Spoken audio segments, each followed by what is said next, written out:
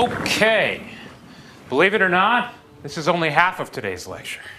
There's a lot of ground to cover, not least because many of you have been skipping out on class. So we have a lot to catch up on. Well, those of you who were here on Friday know that we left off, roughly speaking, after the first Bosnian crisis, so-called. The first Bosnian crisis, which was touched off, I suppose, at least indirectly by the so-called Young Turk Revolution, which convinced a lot of people interested in the fate of the Ottoman Empire that it was weak and ripe for the plucking. If you remember, the Bulgarians declare, well, literally, the Tsar declares himself, Ferdinand declares himself the Tsar of Bulgaria, which is kind of a funny idea. Bulgaria, this tiny little country, has a Tsar, that is, a Caesar, emperor. Which also means, obviously, that Eastern Rumeli, he no longer recognizes Ottoman suzerainty. It's like a declaration of independence, violation of the Berlin Treaty of 1878. Then, of course, we had the Bosnian thing, where the Austrians, despite the fact that they have been administering, that is, basically ruling Bosnia-Herzegovina since 1878, now declare it annexed to the dual monarchy of Austria-Hungary. That it is now formally a part of the Austro-Hungarian Empire. There were other things too. The island of Crete declared eunosis with Greece. But the key factor as far as European politics and the lead-up to the First World War was, if you remember, the contretemps, that is the sort of diplomatic first dance and then battle between Aehrenthal and Izvolsky.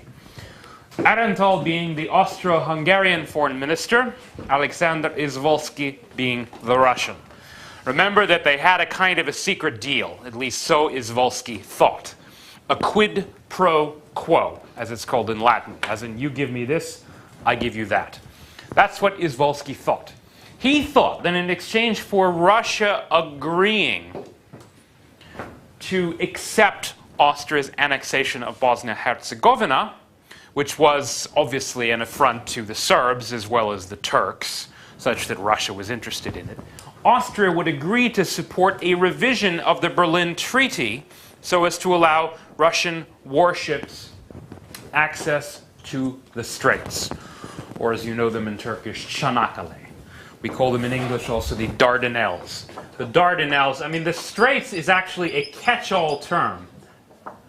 Dardanelles is literally the part that you, I believe, call Çanakkale, that is the narrow passage from the Aegean into the Sea of Marmara. The Straits, this term, which you're going to see a lot in today's lecture, you're going to hear a lot, the Straits actually refers to the whole shebang, including also the Bosporus. The whole issue, that is, of access to the Mediterranean from the Black Sea, which was a very key issue for Russia.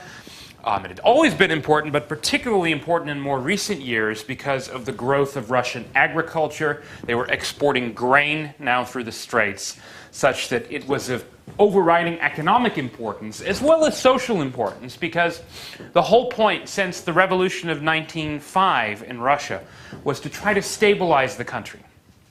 Russia was still predominantly a peasant country.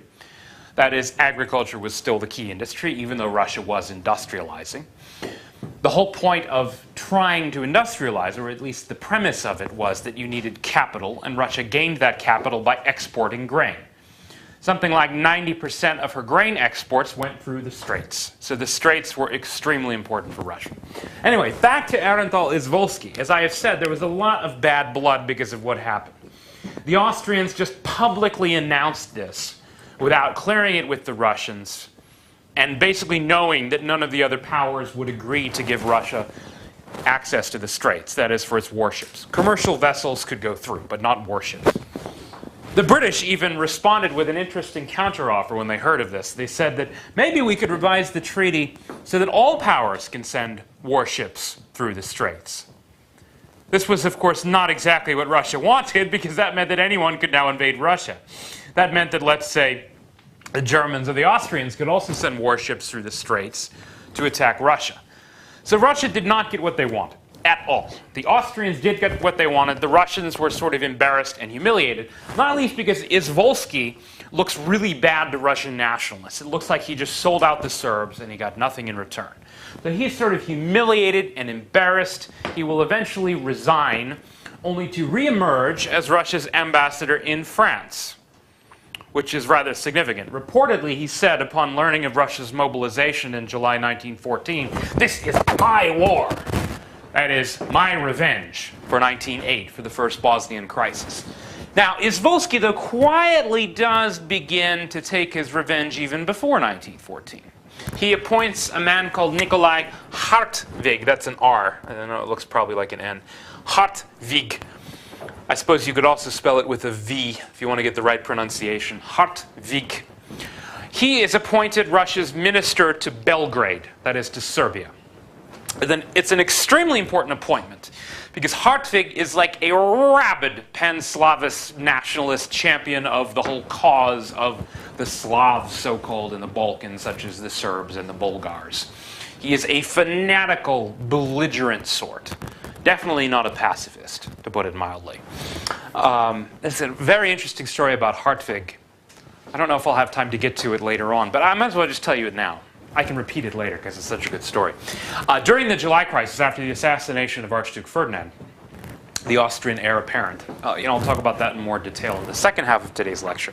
Anyway, Hartwig, although the whole thing basically had happened not far from Belgrade, it happened in Sarajevo, of course. Belgrade, being capital of Serbia, being essentially the epicenter of where suspicion tended, that is, that the Serbs were behind it. Hartwig was so unperturbed by news of the assassination of the Habsburg heir apparent Archduke Ferdinand that he held a party that night. And everyone presumably toasted the cause of the Serbs and the Russians. The Austrians later complained about this, and so he actually went to the Austrian legation 12 days later to sort of kind of express his sort of kind of condolences for the loss of your Archduke, etc. He arrived at about 9 p.m., and at 9:15 p.m. he collapsed dead of a massive heart attack. Interestingly, there were, of course, immediate suspicions that the Austrians had murdered him. So the grieving wife of Hartwig, who was suspicious that they had poisoned him, was assured that he had only been alive for about 10 minutes. So they hadn't even had time to serve him dinner. So we couldn't have poisoned him. And she said, well, did he have any drinks? And they said, no, but he did smoke 2 cigarettes. And so they turned over the butts of the cigarettes to the grieving wife so that she could have them investigated to alleviate suspicions of foul play. Well, why was Hartwig such an explosive figure? Hartwig was basically seen as the mastermind of the so-called Balkan League. That is, the group which starts with a kind of agreement between the Serbs and the Bulgars, and then a couple of months later the Greeks sign in, and then the Montenegrins. Eventually you have a 4-Balkan power alliance against the Ottoman Empire. The idea being they will all attack the Ottoman Empire simultaneously from 4 different directions. All in Rumeli, of course, Ottoman Europe. Obviously just in order to get revenge for, as they see it, of course, centuries of oppression at Ottoman hands. The Serbs, as we know, are still angry about the Battle of Kosovo Polja, which took place on the 28th of June, 1389, as they remembered not only assassinating the Archduke on the 525th anniversary of that exact date, but of course in 1989, to some extent, the new Balkan Wars actually began after the Serbs commemorated this terrible loss, etc., etc. Well, anyway, Hartwig, basically he knocks heads together. Because he's the Russian, he's got kind of prestige. The Russians helped to finance the Serbian government, they helped to arm it. Russia's general prestige in the Balkans with the Slavic people is such that Russia can sort of kind of get them to do what they want. Hartwig, he puts in a lot of hours to get the Serbs and the Bulgars to agree. That is, they more or less agree on like who will attack where, that they're not going to kind of stab each other in the back beforehand. It was seen as rather improbable that this happened, in part because, as we know from the history of the Second Balkan War, none of these 4 states trusted each other in the least.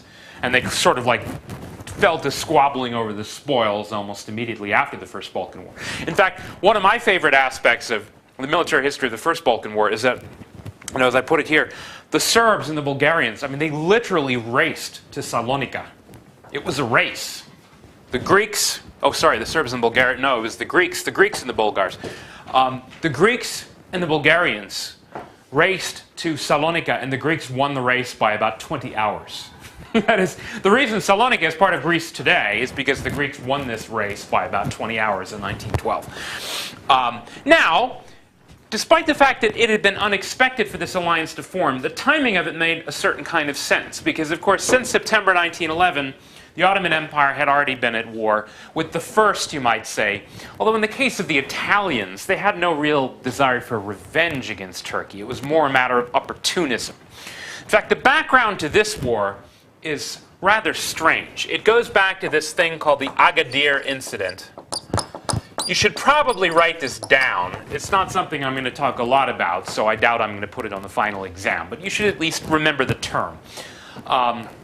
Basically, the Agadir incident refers to this minor crisis in Morocco earlier in 1911, which nearly blew up into a war. It was one of these colonial things, where because the Sultan of Morocco asked for French help in, kind of like putting paid to various tribal rebellions, and the French sent troops, and so French influence is increasing. This leads, of course, the other powers to become somewhat jealous, and so the Germans decide to send a gunboat, the Panther, to Agadir, which is a port on the Atlantic coast of Morocco. The Germans then sort of use this gunboat diplomacy to demand compensation. Eventually, they get essentially these concessions in like the middle of Africa, which no one even wants because it's just a bunch of tropical marshland. The Germans weirdly get angry because they didn't get what they want. The more important factor, though, was that the Italians, they had this secret agreement with the French that if the French ever increased their influence in Morocco, then Italy would demand compensation elsewhere. Where? Well, in Tripoli, or as we call it today, Libya. Tripoli, of course, being a part of Libya, which was, of course, ruled by the Ottoman Empire, but, again, not really ruled very directly. A little bit like Bosnia-Herzegovina. The Austrians were already there. Italians, they already had influence there. But that said, they wanted to rule the thing directly. With both Italy and Germany, you have a little bit of a phenomenon in this whole period. I call it the sort of the place in the sun. It's almost like a syndrome of thinking. Remember, Italy hadn't been unified until the 1860s. Germany not until 1871. So they feel like they're behind. They're kind of jealous of the other powers. Britain and France and even Spain and Portugal, they've had these empires for centuries. Whereas Italy didn't exist until a couple decades ago. So it's kind of like they want to get in on the game. And to Italy, they're not really such a great power that they can go halfway around the world, like the British can. So for them, they just want to kind of go across the Mediterranean. And so they decide, they have some influence in Ethiopia, Abyssinia. But basically, they decide Libya is right for the plucking. That's about the size of it. They probably couldn't do too much more than try to conquer Libya. As it turned out, they didn't even really succeed in conquering Libya. I mean, they conquered the coastal cities. They discovered, and the Turks discovered rather rapidly, that Turkish naval power was woefully insufficient. And this is significant because when the Turks discovered that basically the Italians control the eastern Mediterranean, and eventually, of course, they start annexing various islands in the Aegean and the Aegean, the Ottomans go on a buying spree, buying all of these warships in a bunch of different countries. But most significantly, they order up several dreadnought-class battleships in England. The dreadnought issue, what this refers to was a state-of-the-art warship starting about circa 1906 that, because of the size of its guns, to be dreadnought class properly, you really needed 12-inch naval guns. But also because of just essentially its speed, because of the size of its engines, it essentially rendered all other battleships obsolete. That is, because it can fire at a greater range than they can, it can blow them out of the water before it comes in range. So if you have a dreadnought, you can basically destroy like 10 other battleships. At least theoretically you can, because they can't fire on you when you can fire on them. The British build the first, then the Germans start building them too. Turkey starts ordering these dreadnoughts. They're colossally expensive, and they take a long time to build. But this is actually part of the background to the July crisis of 1914. I'll get back to that in a moment. Just keep the word in mind and what it means. Dreadnought. Basically like a state-of-the-art battleship starting to be built around 1906. Okay, So back to the Italian War then, which leads into the two Balkan Wars. The Italians control the sea, which obviously is not good news for the Ottoman Empire. That's why they want to buy these battleships, although it's going to take them years to catch up. However, the Italians, well, they're not exactly that strong when it comes to actual battlefield prowess. They never do conquer the hinterland of Libya. There are a bunch of tribes. There's a whole order called the Sanusi who are never conquered. The Turks actually don't fight so badly. I mean, Enver and, in fact, Kemal, Mustafa Kemal, later Ataturk, they both see action. Kind of for the first serious action that they see, they actually go to Libya. But they have to get there basically over land. You know, they have to smuggle themselves in via Egypt because Italy controls the seas. Now, meanwhile, again, the Turks, they lose a lot of islands. You know, they more or less lose control of the coast of Libya. But it's not like they were really routed by the Italians in the field. The thing that ends the war in Italy's favor is quite simply that the Balkan League attacks in October 1912. And so the Turks pretty much just have to cut a deal with the Italians. And that's when they agree to forfeit all of these islands that Italy takes in the Dodecanese and the Aegean. And then also, of course, basically they forfeit control of Libya. The First Balkan War does not go well for Turkey. In fact, in many ways, it is actually a much, much darker story for the Turks, militarily speaking, than the Italian. The Italian War, aside from naval things, was kind of a draw. The Turks get really just routed in the First Balkan War. They're caught unprepared. They disregard even to some extent the instructions of the German military mission, which was that they should have withdrawn most of their forces to Thracia behind some defensible line. Instead, they fought a bunch of battles out in the open, and they lost nearly all of them. The key breakthroughs, one was Kirkilise, which sort of like guarded the entrance, you know, from Bulgaria into the plains of Thracia, or Thrace, as we call it in English. Bulgarians break through there, and essentially there's very little to stop them then. A little bit like what the Russians had done, if you remember, in 1877-78. You know, once they had gotten through the Balkans and defeated the last sort of Ottoman fortress, they were able to race right ahead to Yeşilköy, to San Stefano. The Bulgarians make it all the way to the Çatalca lines, the last defensive lines before the capital. It's not quite as far as Yeşilköy. It's about like 50 kilometers from the city. But essentially they've got free reign. You know, they reach the coast of the Sea of Marmara. The capital is under threat. Meanwhile, Edirne is under siege. Of course, it hasn't quite fallen yet. There are two other kind of fortress cities that the Ottomans are still holding on to in Rumeli. But otherwise, by the end of 1912, you know, Edirne is now surrounded. It's like a little island of Ottoman power. All of Ottoman Europe is pretty much gone. You know, you just have basically like about 50 kilometers left outside the capital city. Now, there are a couple of interesting things going on here in European politics. The socialists who we talked about, you know, about a week and a half ago, like Jaurès, you know, they're all terrified. They think, oh, Europe is about to plunge into war. You know, this is the end. This is the signal for, you know, Armageddon, basically. Now, it could have been. In fact, it very nearly did lead to a European war. Although the way it did so is really curious and a bit confusing. You would think that the Germans, you remember how the Germans had been this very close ally of the Turks in the Hamidian era. That is, Abdul Hamid and Kaiser Wilhelm II, you know, they had this friendship. The Kaiser had declared himself the friend and protector of Islam. We talked about this the other day. However, the Young Turk Revolution had kind of thrown a wrench in the works. Because, first of all, not just the revolution itself, but the so-called Otuzbir Martvakası, which I assume you know from the textbooks. You know the term, I assume, right? Yeah. Well, this actually, technically, by the Gregorian calendar, happened on the 13th of April, 1909. This is, of course, when the sort of, first the liberals, but then, more importantly, the kind of reactionaries and, you know, the imams and the hojas, they all decide that, you know, the Young Turks have violated the precepts of Islam. You know, they want to bring back the Sultan, restore his full powers, etc., etc. But then, of course, you know, the Young Turks regroup again, you know, Macedonia. They storm the city, and they retake the city, and this time they depose the Sultan for real. So Abdul Hamid, they actually exiled him to Salonika. It's a little bit like, you know, he's got these wounds and they're rubbing salt in them. You know, Salonika, basically symbol of the kind of Young Turk resistance. Of course, then Salonika, after it's taken by the Greeks, they have to bring him back to the city. I mean, there are all these things are happening so quickly, it's amazing. Like the Germans were building this great new military base at Üsküp, which we now know as Skopje, which is like the capital of Macedonia. And they were just starting to build this military base when it was overwhelmed by the armies of the Balkan League. And so a couple of years later, the Germans are still demanding payment. And the Turks are saying, well, we don't owe you anything. It's no longer ours. It doesn't belong to us anymore. But the German-Turkish relationship, it took a serious knock here because a lot of it was based on the personal diplomacy of Kaiser and Sultan. And now Abdülhamid is deposed.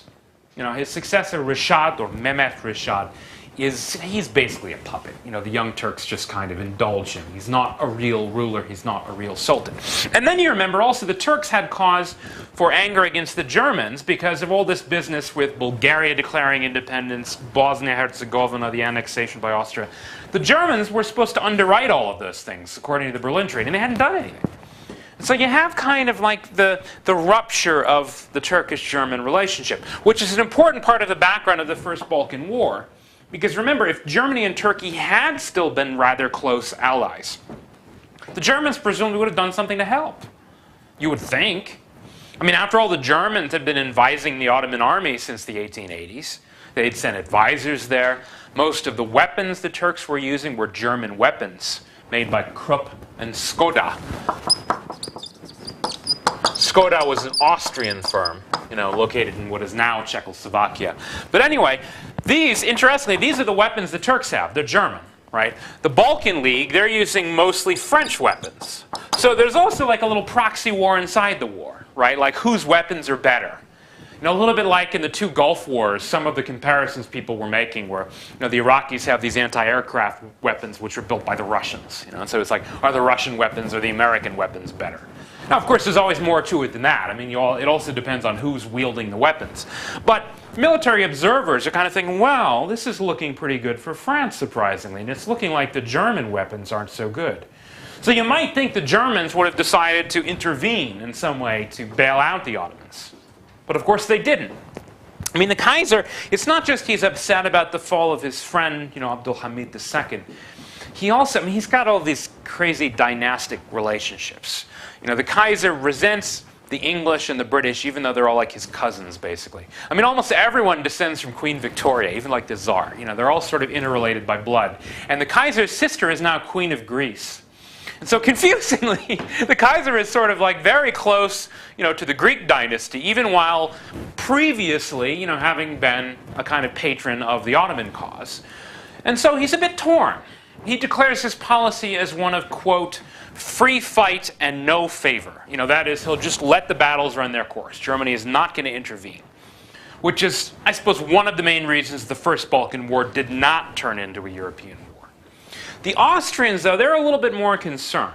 Because the Austrians know that if, these Slavic Balkan states succeed in kind of ruining Ottoman power, enlarging themselves, particularly Serbia, this is very bad news for the dual monarchy because, of course, it has a population of Serbs, along with Croats and Slovenes and so on and so forth.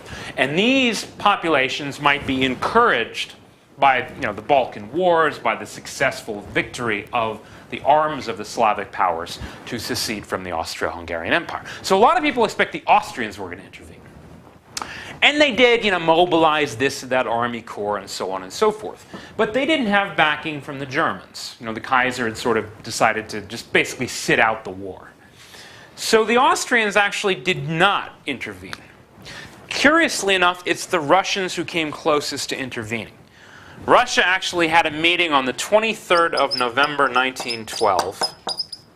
Don't need to remember the date. Just remember it as a kind of a war council.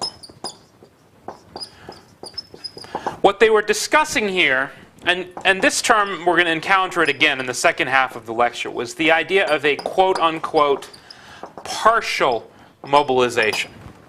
That is, Russia would mobilize, but only against Austria, not against Germany. The idea being they would mobilize to sort of threaten the Austrians to make sure they would not intervene in the Balkans.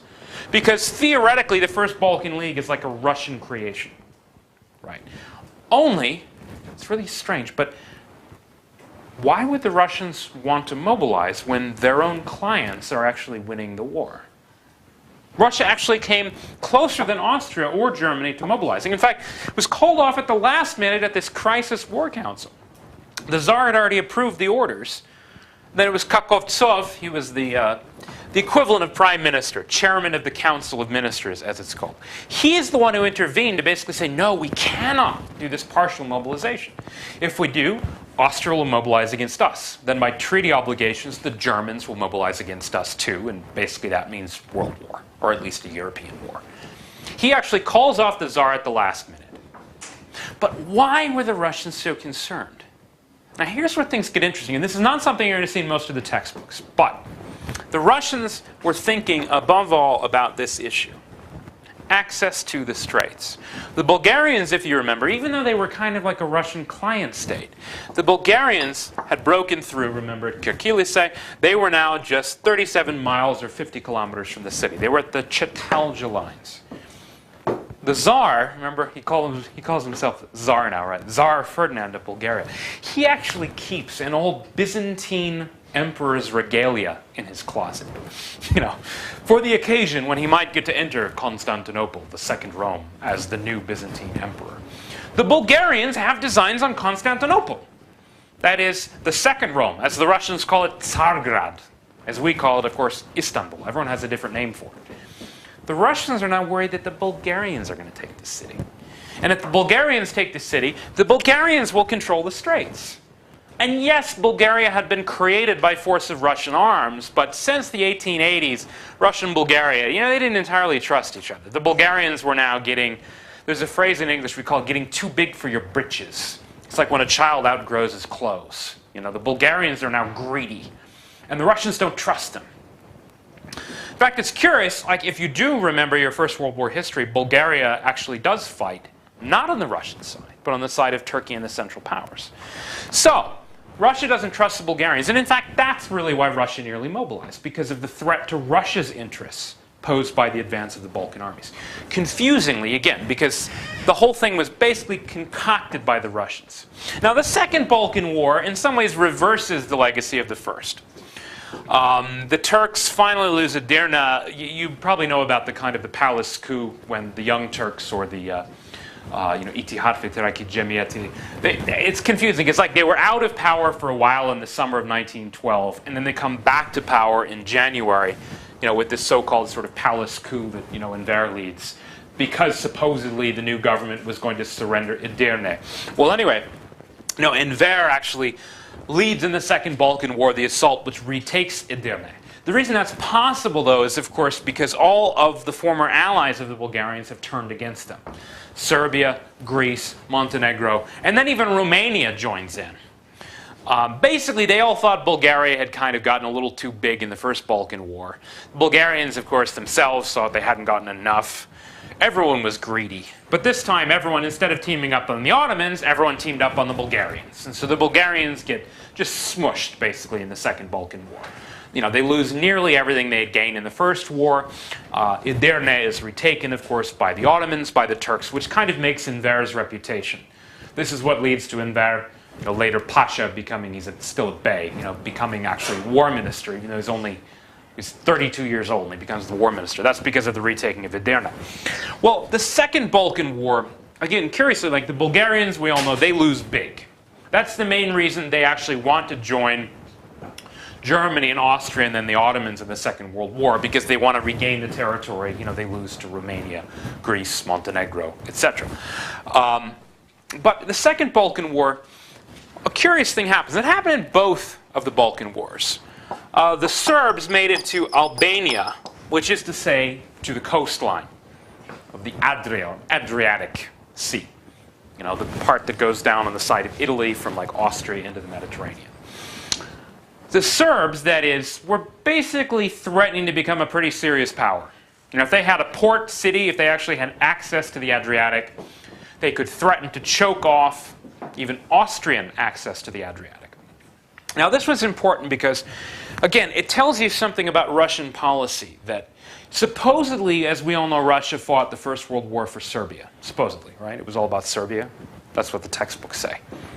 But curiously, in both Balkan wars, the Serbs made it to Albania, and the Russians told them to stop. The Russians had no interest in Serbia gaining access to the Adriatic. In fact, curiously, after the Second Balkan War, Russia even lobbied for Turkey to have Albania, which you would not expect. Again, because Russia, after all, is supposedly the great anti-Turkish, anti-Ottoman power. The reason is because, just like with Bulgaria, Russia doesn't really trust the Serbs. Russia doesn't want any of these countries to get too big and too powerful, because they might cut off Russian access to the Straits. So curiously, in the Second Balkan War, Russia actually even though Russia, again, the First Balkan War seems like a triumph for Russia, but Russia gets like paranoid about the Straits and nearly provokes the war. The Second Balkan War, Bulgaria, which was supposedly like a Russian state, gets humiliated. The Russians don't care. So what you expect Russia to do, if you believe in this, the myth of sort of pan-Slavism, you know, always to support the Slavic states, doesn't really happen. Serbia, too. In the Second Balkan War, the Austrians and the Germans threatened Serbia. They forced them to withdraw from Albania. And the Russians quietly tell the Serbs to do what the Germans and Austrians say. Now again, it's kind of confusing, the legacy of the two Balkan wars. On the one hand, Europe avoided war, which was obviously a good thing for most Europeans. However, a couple of things had been exposed.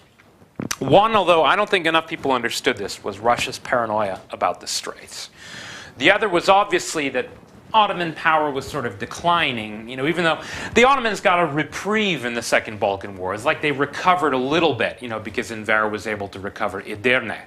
But that said, you know, if you put it all together, Italian War, two Balkan Wars, pretty much everyone now expects that the Ottoman Empire is about to fall apart. No one knows quite how it's going to happen, but this leads to the really serious, in fact, the most serious war scare before the First World War, the so-called Liman von Sanders crisis. For short, we're going to call him Liman, which is his proper last name. He was a German officer who was commanded. The Germans, remember, had been advising the Ottoman army going back to really 1882. The first mission was under a guy called von Kahler. Later, it was associated mostly with von der Goltz, or as he was given an honorific in 1895, Pasha, von der Goltz Pasha, as he was called. Now, he was sort of the mastermind of the reorganization of the Ottoman army, which at least up until the First and Second Balkan Wars seemed to be going well. You know, Turkey did fight a war with Greece in 1897, and actually Turkey did pretty well. So the Germans are advising the Ottoman army. The Liman mission, though, is a little bit bigger. There are no less than 40 high-level officers who were sent to Turkey. The key thing, though, which really alarms the Russians, is that they were given control of the First Army Corps. It's actually the corps of the First Army which guarded the Straits defenses, that is, Çanakkale. You remember Russia's paranoia about the Straits. So now, it's not just that maybe the Bulgarians are going to control the Straits, or maybe the Serbs will be able to block the Straits. Now you've got the Germans, theoretically, controlling the Straits. Or at the very least, a team of German officers directing the Ottomans, who are themselves manning the shore batteries. Obviously, it's also German guns that they're mounting at the Straits, mostly Krupp. So Russia pretty much thinks, now look, this is extremely dangerous. This is like our most vital national interest, and now the Germans and the Turks, they expect, because Germany, they're the ones with the money, they're the ones with the weapons, they expect, like everyone else, that the Germans are really going to control things. This leads to a very serious crisis in international affairs. Very nearly another war. Well, as it actually happens, a war council is held. In fact, a series of them are held. Essentially what the Russians debate, and when I say a council, you know, the Tsar is there, the foreign minister, the service chiefs in the military. And what they're debating is, you know, first of all, what will we do if the Germans do control the Straits? You know, will we go to war over it? If so, how will we go to war over it? Can we risk war over it? What will Britain do? You know, in a way, that's like the real question of the alliance. You know, what will Britain do? France and Russia, if you remember, going back to this period,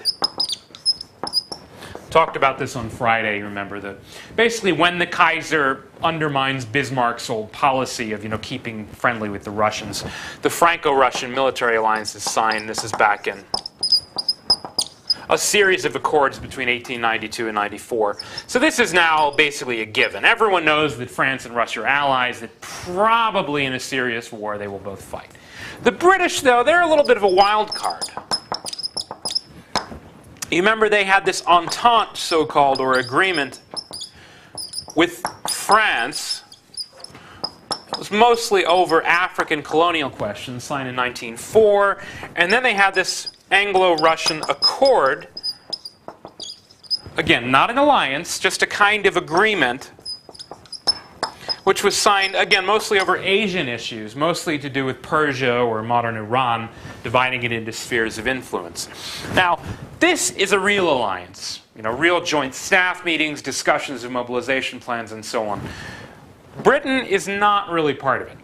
In fact, Britain and France, strangely enough, they do have staff meetings, but they're kept secret. They're even kept secret from the civilian government. Like the British Prime Minister Asquith doesn't even know about this. I wrote his name up here somewhere.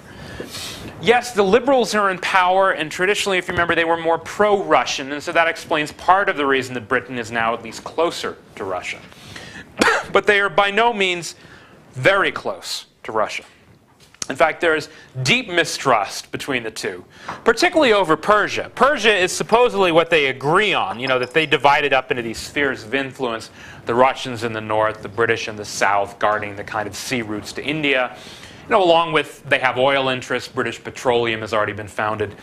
The Russians, though, are getting a little bit obnoxious. In what they actually called in that day Azerbaijan, which included not just what is now Azerbaijan, but of course the whole Azeri area, basically, of northern Persia. The Russians were now pretty much occupying the place. The Russians had practically occupied northern Persia. The British are angry about it. You know, they don't trust each other at all. So they're very far from actually being allies. So when the Russians get together at this war council to decide whether or not, you know, the appointment of this German military mission guarding the Straits defenses, is it a casus belli? This is the Latin phrase we use, you know, a cause of war. Will we go to war over this? They actually propose, and they write up an aide-memoire, that is a kind of formal diplomatic note, to Britain and France, proposing a tripartite occupation of certain parts of the Ottoman Empire. Let's see. The Russians, I'm trying to remember the exact details. The Russians were going to get, of course, Constantinople. The British were going to land at Smyrna or Izmir. No, actually, the Russians were first going to land at Trabzon, you know, before making their claim on the Bosporus. The British were to land at Smyrna, and the French were to land in, well, Syria, Lebanon, Beirut. So this is proposed. Now we get together and talk about this. You know, can we risk it?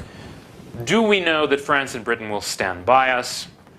And the foreign minister, Sazonov, he basically says, yes, the French have assured us they will go as far as we want. But we're not sure about the British. Now, Kakovtsov, who had, if you remember, called off that mobilization in 1912, he intervenes again and he says, no, we cannot do this. We cannot risk a war unless British participation is guaranteed. Kakovtsov, in other words, convinces everyone to back down again. Now this is interesting because Kakovtsov, who is again chairman of the Council of Ministers, it's like Russia's rough equivalent of prime minister, he is actually ousted in February 1914. He is the voice of peace inside the Russian Council of Ministers. And because he keeps backing down, because he keeps seeming again to be kind of too pacifistic or soft, he is being attacked by the nationalists, and they finally basically fire him in February 1914. In part because he backed down in this crisis. Meanwhile, at about the same time, right before, almost simultaneously to Kakovtsov being fired, the Russians get together and they have a secret naval planning conference in which they discuss, you know, measures to be taken in the case of a crisis, essentially amphibious operations against Tsargrad, that is Istanbul, Constantinople. They're not ready yet. I mean, they've got plans. You know, they're going to commandeer civilian ships all over the Black Sea. You know, they have amphibious garrisons ready, supposedly, at Odessa. They're studying things like extending, railways up to the border of the Ottoman Empire in the Caucasus. They're studying ways of accelerating mobilization. They think it'll take them 10 to 15 days to land the first troops at the Bosporus. They're not quite ready yet, but they appropriate money so that they can be ready as soon as possible to do all this. The key issue, though, if you remember going back to the dreadnought thing, the key issue, which is really beginning to terrify the Russians, other than the Liman von Sanders thing. Oh, yeah, incidentally, they back down. What they basically agree on is this, it's a compromise. Liman is promoted to Inspector General of the entire Ottoman First Army, which means he's overqualified to command a single army corps. In other words, he will no longer command the Straits defenses. Just one of these diplomatic, everyone saves face sort of compromises, which averts the war. But then the Russians have this conference, and they're talking about the dreadnought issue. Now, there are a couple of things that are very important here.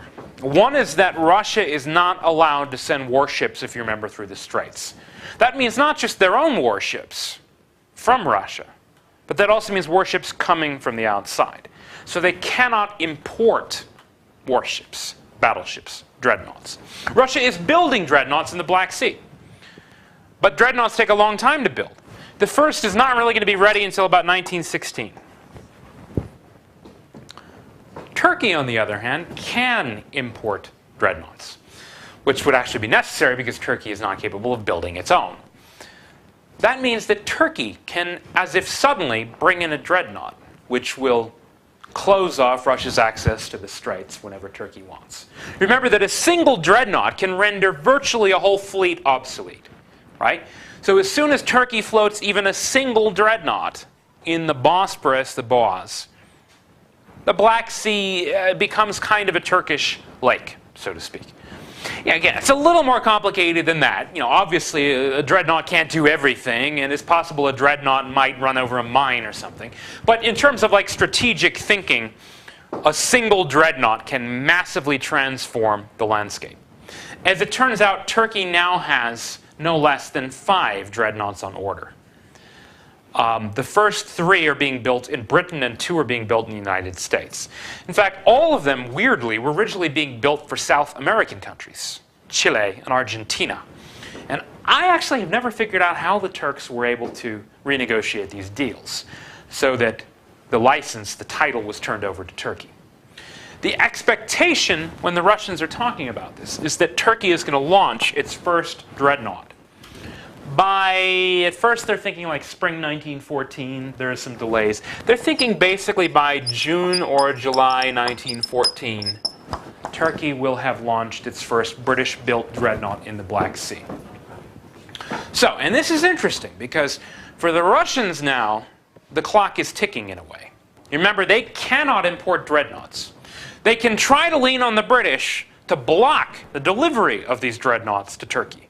But they can't themselves really do anything about it. They can try to accelerate construction of their own dreadnoughts in the Black Sea. But remember, that's not going to happen before 1916. So they're going to have this window of about 2 years where it seems like basically all the odds are against them that Turkey is probably going to control the Black Sea, which will close off the Straits, or at least threaten to close off the Straits. Now this is significant because in most of the literature in the First World War, you hear about this notion of like time, a window of time. What you usually hear is that it was the Germans who were concerned because Russia had just put forward, even before this naval plan, they'd put forward the so-called Great Program to expand the size of Russia's army, which by 1914 was the largest in the world, a standing army of 1.42 million. But by something like 1917, Russia's army was going to be over 2 million.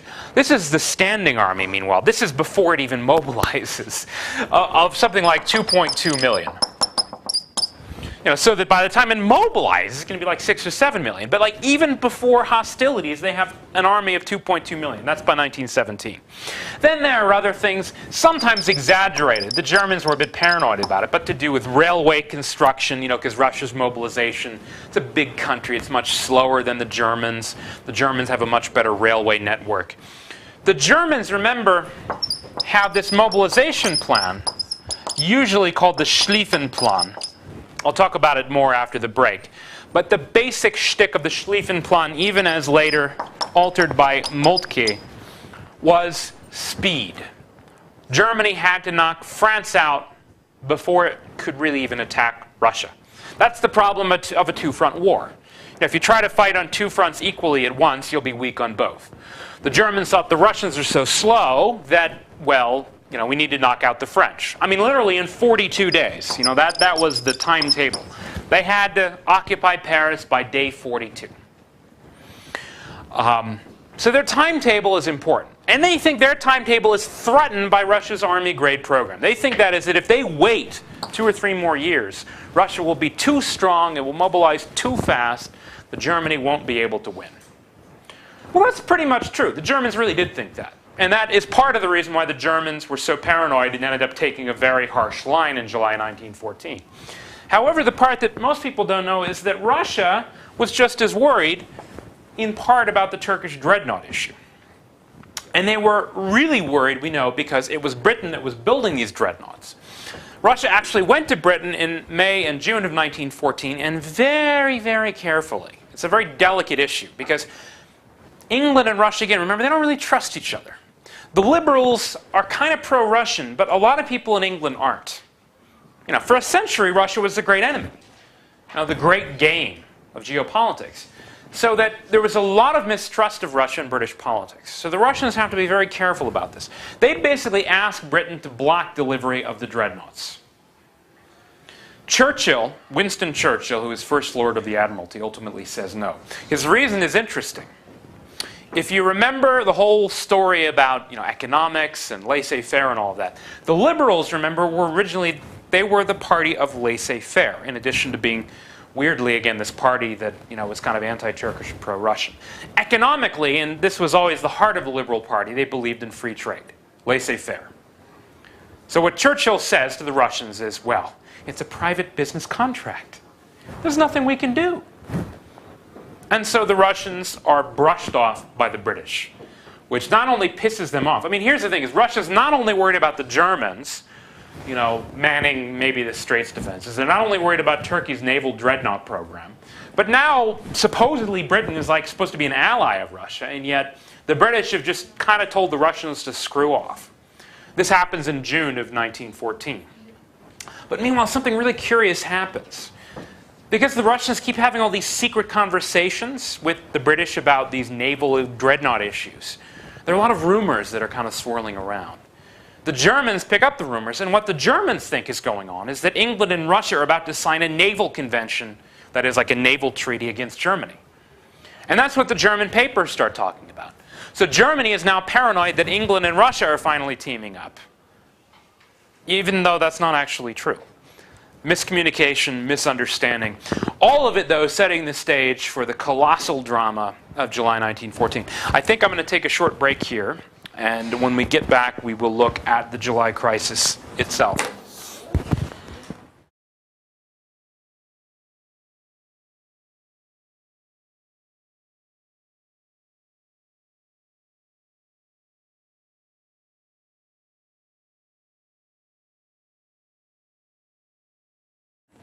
Okay, believe it or not, this is only half of today's lecture. There's a lot of ground to cover, not least because many of you have been skipping out on class. So we have a lot to catch up on. Well, those of you who were here on Friday know that we left off, roughly speaking, after the first Bosnian crisis, so-called. The first Bosnian crisis, which was touched off, I suppose, at least indirectly by the so-called Young Turk Revolution, which convinced a lot of people interested in the fate of the Ottoman Empire that it was weak and ripe for the plucking. If you remember, the Bulgarians declare, well, literally, the Tsar declares himself, Ferdinand declares himself the Tsar of Bulgaria, which is kind of a funny idea.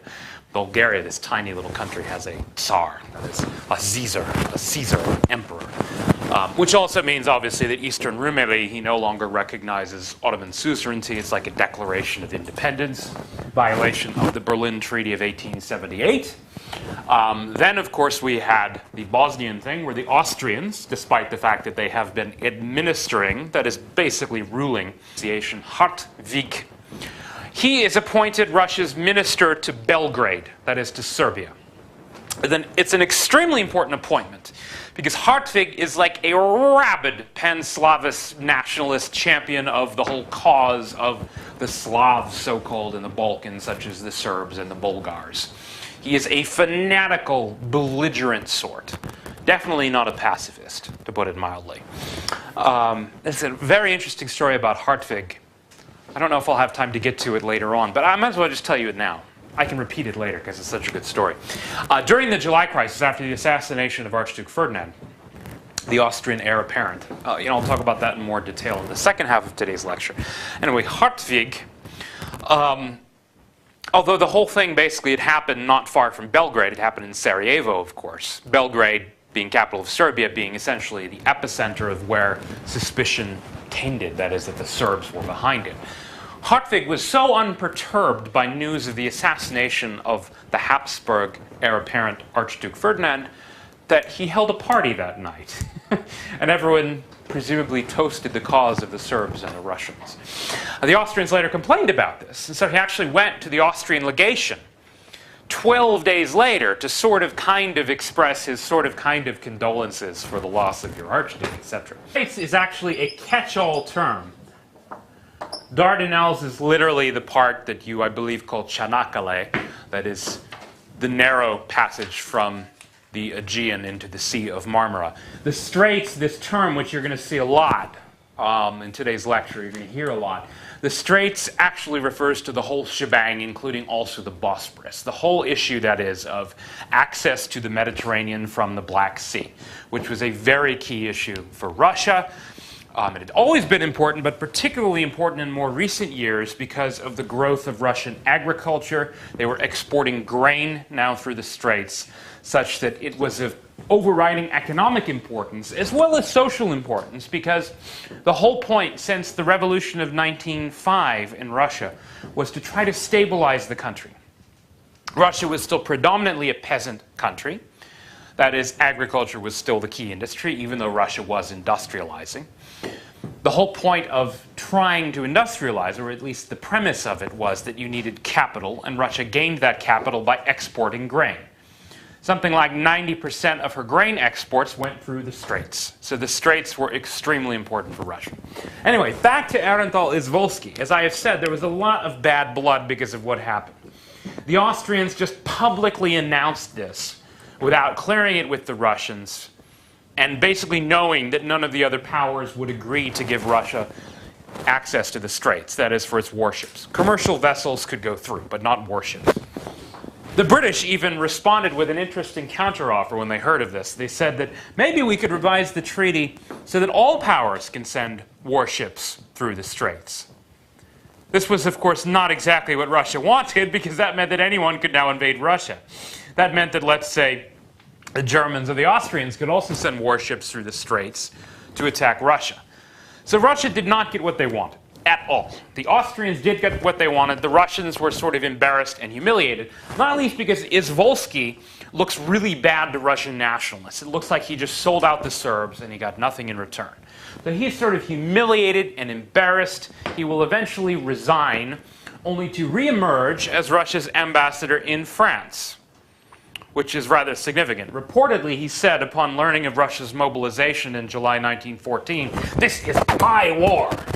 That is, my revenge for 1908, for the first Bosnian crisis. Now, Izvolsky, though, quietly does begin to take his revenge even before 1914. He appoints a man called Nikolai Hartwig. That's an R. I don't know, it looks probably like an N. Hartwig. I suppose you could also spell it with a V if you want to get the right pronunciation. Bosnia-Herzegovina.